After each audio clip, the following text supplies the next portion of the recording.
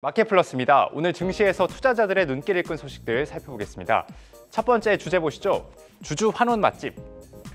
네, 상장사들이 지난해 실적을 발표하는 가운데 주주 환원 정책을 강화하는 기업 주가가 상승세입니다.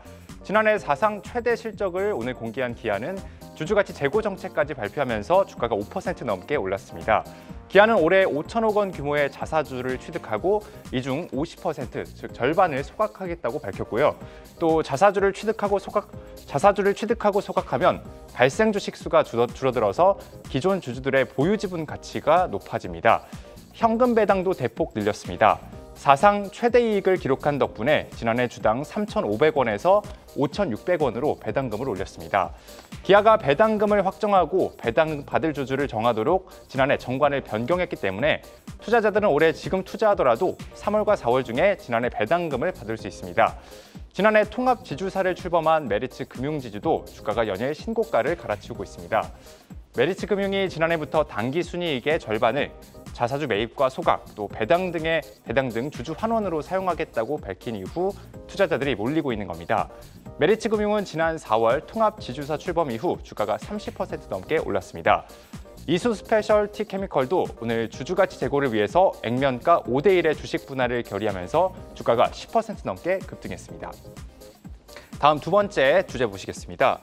FDA의 선택은 HLB의 간암 치료제가 미국 식품의약국 FDA 승인을 얻을 것이란 기대감에 HLB 주가가 최근 연일 거침없이 오르고 있습니다. 오늘도 10% 넘게 올랐고 5거래일 만에 주가가 30% 가까이 급등했습니다. HLB는 간암 치료제 후보 물질 리보세라닙과 중국 항서제약의 캄렐리주맙의 병용 투여요법으로 FDA 1차 치료제 허가를 추진하고 있는데요.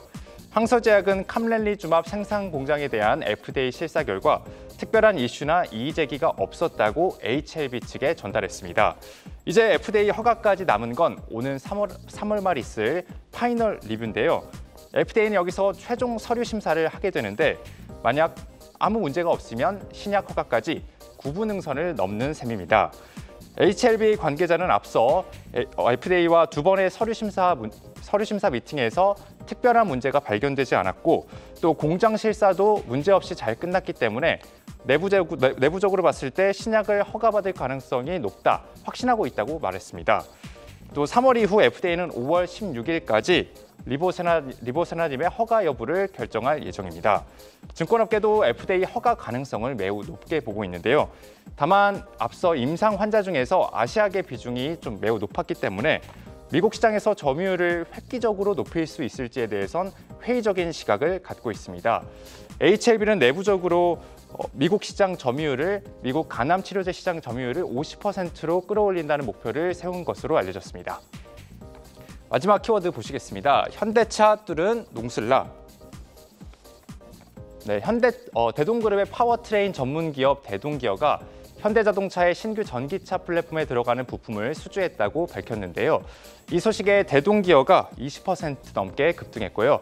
대동그룹주인 대동스틸과 대동금속 등도 일제히 급등했습니다. 대동기어가 현대차에 공급하는 부품은 전기차 구동축의 핵심 부품으로 구동모터의 동력을 양쪽 휠에 전달해주는 기능을 담당합니다. 공급 기간은 오는 2025년부터 2036년까지입니다. 수주 금액은 2천억 원에 달하고요. 2022년 대동기어의 연간 매출액의 약 76%를 차지하는 큰 규모입니다. 지금까지 마켓플러스였습니다.